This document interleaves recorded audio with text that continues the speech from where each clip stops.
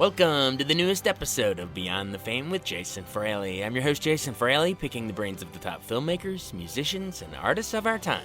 This Is Us returns for its sixth and final season tonight on NBC. I spoke in 2017 with actor Chris Sullivan, who played the beloved character Toby after the mid-season cliffhanger back in season 1. Jason, hey, it's Chris Sullivan. Hey, how are you? Hey, I'm so glad we were able to do this. No worries, this works out great. And sir, you're the heart of a huge cliffhanger here. We shall see what happens with the charming Toby. Yeah, how can we? Because I don't want to spoil it for the listeners, but I also want to try to entice people that are caught up. How can we? What can we sort of expect? Is it going to be? I mean, they say nothing bad happens on Christmas Eve, but are we in for a gut punch here? Yeah, it seems like somebody was joking online. It seems like a lot of bad things happen on Christmas Eve, but. I think the love and support of the family will pull them all through what was a bit of a rough place to leave things when we left for the holiday break. Absolutely. And based on the outcome of this said twist, we don't know whether you're involved or not in this new season. But we either way, we hope you are, because your character is like, oh, I love that character. So why do you think Toby's such a lovable character? I mean, you always seem to have the hilarious quip that we all wish we could come up with in that moment. Yeah, well, I guess that's the best reason why he is so lovable. The writing team has written a great character, and they've given me a lot of amazing scenes, and they've given me a great partner in Chrissy Metz to play off of, and he's generally a guy who walks into vulnerable situations with a positive attitude and with a bit of a sense of humor. And even though it might be a bit of a protective armor at times, he seems to be a pretty vulnerable character. I think people respond to that. Absolutely. Do you think? I mean, and do you think? You mentioned the vulnerability. Do you think sort of his cracking his jokes is sort of his sort of his way to sort of to hide that vulnerability? That's part of his guard. He makes a funny remark, but deep down he's a little insecure about certain things. Yeah, I think so. I think everybody has coping mechanisms or defense mechanisms to kind of navigate through this world, and comedy, I think, is definitely part of his. Even though it definitely is sincere and comes from a place of love and honesty. Definitely. And while you do provide the comic relief, you definitely do, but it's almost, I don't want to undersell everything else you got going on, because your character, and you mentioned Chrissy Metz, who just got Golden Globe nomination. Congrats to her. Yeah. Yeah. You two are dealing with some, a pretty heavy topic with the weight loss.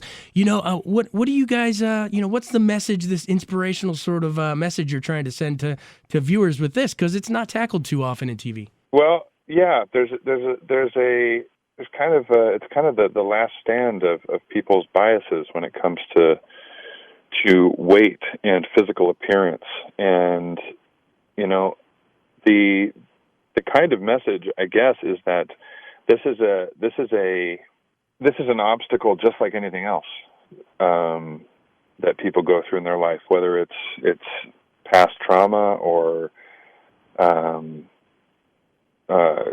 problems with alcohol, or problems with their spouse, or problems with adoption, or any of the other issues that are touched on in this show.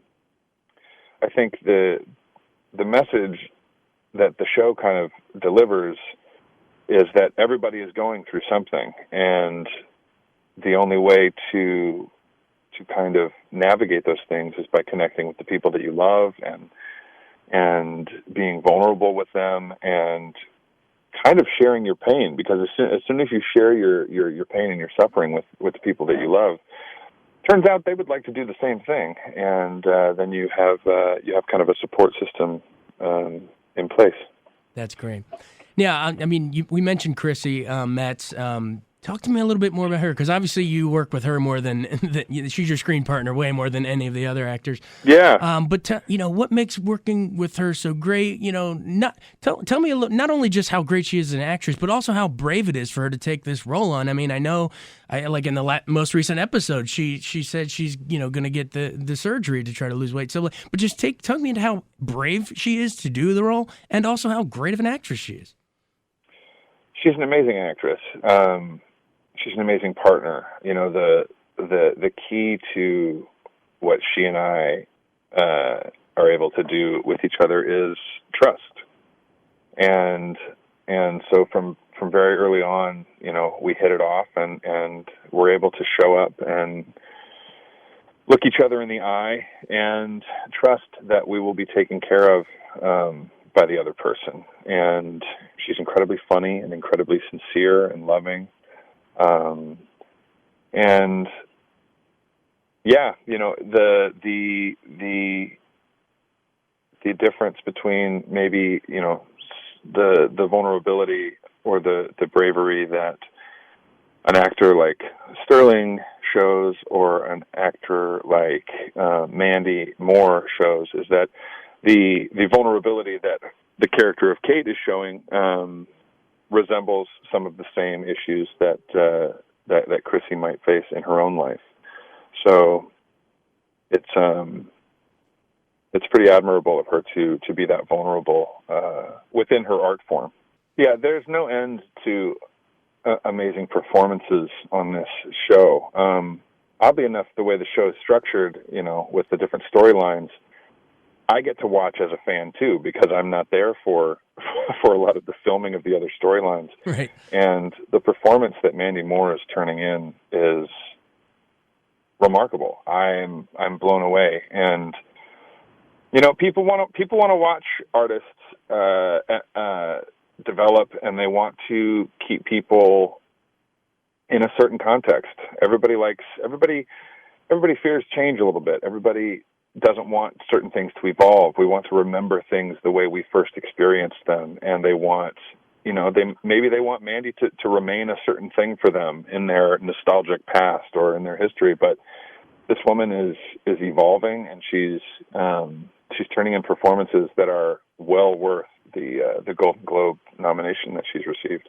I want to touch on some of the other people that weren't nominated but are turning in amazing performances. I mean, Milo Ventimiglia is oh my God! Like in this show, especially when he's sitting there, he's basically begging her on Super Bowl night to have kids. But once it actually happens, we see his angst at the hospital, and then sure. and then he's the first one out there, at the bar grabbing drinks with his buddies, not wanting to go home to the domestic life. So it's almost like the very thing he wanted was sort of a careful what you wish for. But then he starts grading himself as a dad on a 1 to 10 scale. All this great stuff.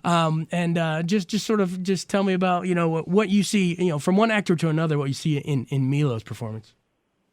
Yeah, he is a great force in our show. He's a television veteran. He's been around a long time. He has a great sense of morale for the show, and the kind of paternal nature of his character also kind of lends itself to his role in the cast. I think the work that he's doing is amazingly sincere and heartfelt, and oddly enough, he kind of feels like the dad of our cast, even though we're all pretty much the same age. No, it's true, but his sort of the specter of him sort of hovers over even the present day stuff. He's there in the past, but the I don't want to say his ghost, but his spirit is all over even when he's not in those scenes. So I mean, hats off to him. Before we move off the cast, definitely just real quick touch on Justin Hartley as the Manny Kevin, and then and Sterling K. Brown. I mean, for a lot of people, especially me, I mean, I think Sterling's Randall is probably my favorite character in terms of just what he has to deal with and what it says about race in America. Yeah, Sterling is breaking all kinds of stereotypes as far as the characters he's playing on television this last year, and the level of work. I learn something new as far as acting goes every time I watch him. He's an extremely intricate actor. He's a detailed performer. You know, he comes from the stage. He's a theater performer, and he brings something to his character in This Is Us that makes him unlike any other character I've ever seen on television. As far as Justin goes, you know, Justin is doing the same exact thing. He's being unbelievably funny. I've had more laugh out loud moments watching the show when it comes to Justin than probably any other character. Except for yourself, sir. Well, and he's breaking the bounds of what people expect of a person of his character type per se. Like after being on a soap, and you know exactly what his character is going through. Someone who would be put in a position of just being a pretty face on a TV show to sell an idea, to market products to people. And Justin is showing that he can go deeper than that, and that character can go deeper. And that is basically a message that we can all go deeper. We can all achieve deeper levels within ourselves, and we can all get a little bit closer to the highest version of ourselves. Absolutely, and so we've mentioned all these different roles. It's like an ensemble piece, and you know, it's a lot of people probably think of Crash, or hell, you could even throw in some Altman stuff if you really wanted. But it's a little more family friendly than that. But you know, I love all these moving pieces. Talk about how that's sort of the genius of the creator, Dan Fogelman. He sort of juggled a lot of cast members and storylines in movies like Crazy Stupid Love, and so we've seen him do it to great effect before. But explain why the show itself overall, and why it's up for TV drama at the Globe Sunday, but why this is such a testament to him and his ability to not only juggle storylines but tap into the heart of what we're all going through. Yeah, I'm constantly amazed and surprised at how genuinely sincere this show can be. There oftentimes when people attempt sincerity in art or on television, it can come off cheesy, it can come off saccharine, it can come off preachy, and Dan Fogelman has assembled a team of people in the writers' room, in the editing department, all of his producers, his executive producers. They are handling this show in a way that is unbelievably gentle and sincere, and what we end up with is this series of characters who people can relate to. I mean, there's a little bit of everybody in this show, and I don't know where the magic emanates from. Clearly, this is Dan Fogelman's show, but I think it's a combination of all its moving parts. Definitely, and it's such a great point you make about how it could maybe in any other hands with a different cast and different treatment, and everything. It could, like when you mentioned it could be saccharine or a little maybe too wholesome or something. But the way you guys do it, you like toe that line where it brings in sort of that family audience if you have to, but it also it speaks to the highest minded art critic or whatever. Like I really think you guys nail that whole spectrum of art and entertainment perfectly. And so I just, if anyone has seen the commercials and is maybe worried about the wholesome thing, I absolutely recommend diving in. It is so well written, and I love how there's like a reveal at the end of each episode that makes you want to keep watching. It's the perfect balance of art and entertainment. I think it's about being realistic about the balance of life. Right. Like there is no you have to acknowledge the suffering. You have to acknowledge the the vulgar sense of humor. You have to acknowledge the joy. You have to acknowledge the pain. You have to acknowledge the anxiety, because all of those things exist. The things fall apart. Things fall apart both in art and in real life when you refuse to acknowledge the balance of all of those things. And we've got Dan Fogelman who's heading this sincere group of people, but you also have Glenn Ficarra and John Requa, our executive producers, who wrote Bad Santa. So you have a group of people who are willing to acknowledge all of the different aspects of life. And some of them are difficult, but they are only more difficult. They're only made more difficult by trying to ignore them. So well said. Do you have a favorite episode so far? Oh, geez, I think that the Thanksgiving episode was brilliant, man. Was a pretty excellent episode of television, and it's probably because I wasn't in it. There it is again, making the joke. See, you're just like Toby, man. You can do it in real life. But the Pilgrim stuff, and with poor Miguel, who's just, John Huertas plays that character so wonderfully of a stepdad trying to be intimate with his stepchildren. But yeah, I thought that was a really a wonderful episode of television.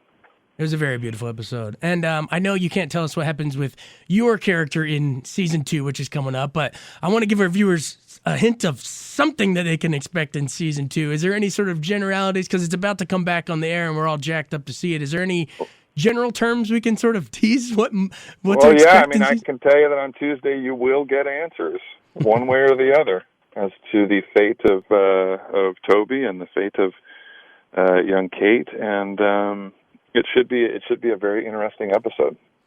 That's so awesome. Well, it's an awesome show. We love it. Before we go, I want to just let's hear a little bit. I want to hear more about you. Where'd you grow up? How'd you get into acting? Yeah, man, I grew up in Sacramento, California. I did theater in high school. I studied theater at Loyola Marymount University in Los Angeles for 4 years. Did a little studying over in Oxford, England.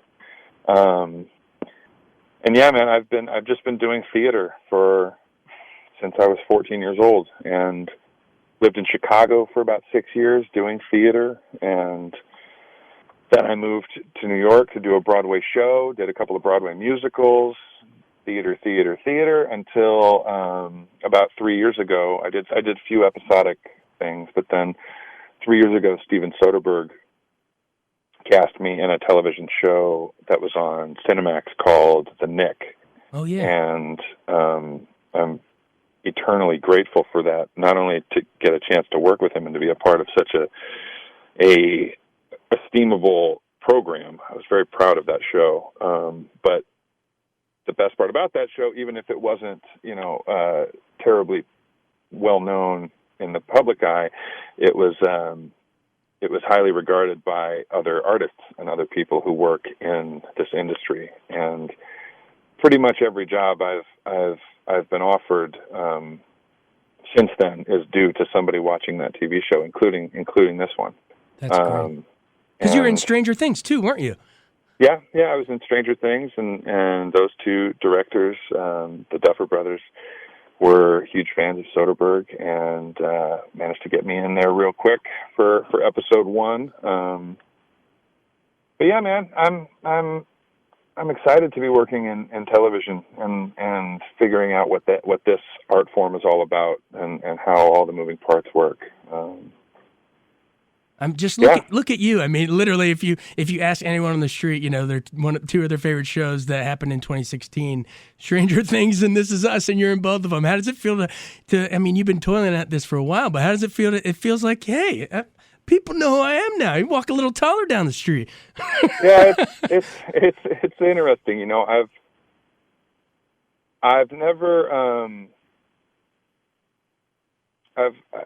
I had a great sense of calm about my life's path a while ago, and whether or not people know who I am, or whether or not I get to be on these wonderful programs that a lot of people seem to enjoy. This is what I'm meant to do. I'm meant to be a storyteller, and so one of my favorite philosophers puts it that the job of the artist is to mythologize the universe. Oh, that's genius. And, What philosopher is that? That was Campbell. Joseph Campbell. Dude, I was literally just Campbell. reading Here with a Thousand Faces over the holidays. That's so wild you mentioned Joseph Campbell. Exactly. and that's what it's from. And in a way that NASA or organizations like that inspire us to explore our universe and to look outside of ourselves. The job of any artist is to mythologize the universe and to encourage people to look inward and encourage people to get to know themselves better. And I think that's what This Is Us does. Well, you heard it here, folks. Not only is Toby hilarious, but he's profound. He's a philosopher king. Oh, that's great. Before we go, I want to blow everyone's minds. You are the Hump Day Camel. Yes, I am. See, I could do all kinds of things, but the most viewed thing I have ever done as a voiceover artist is a GEICO commercial with a talking camel. It's a beautiful balance to life. The episode is, it's just dawned on me. The episode airs Tuesday night, and then the next day is Hump Day. So That's right. Guess what day it is? Huh?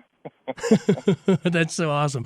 Chris, this is so awesome. It's so great to talk to you, and we're so happy for all your success. And the show is great, so we can't wait to see what happens. Hopefully you'll stick around for another season. But either way, thanks so much. This is great. Thank you, man. Have a good day.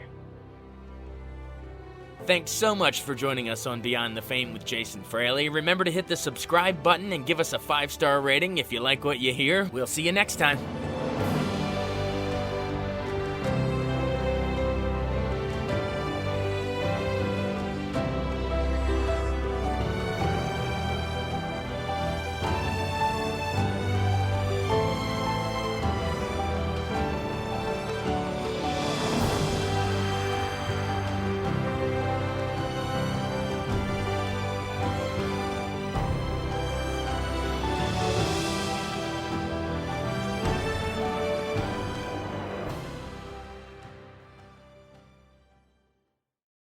I wanted to take a second to tell you about an app I really enjoy. Living in the DC area is great, and Podcast DC gathers all of the local shows that I like all in one local app. Health, sports, local news, politics, and so much more. Podcast DC is the new local app with hundreds of DC area podcasts to choose from. I can earn exciting rewards just for listening and share the podcasts I love instantly. Available in the App Store or in Google Play, listen local with Podcast DC.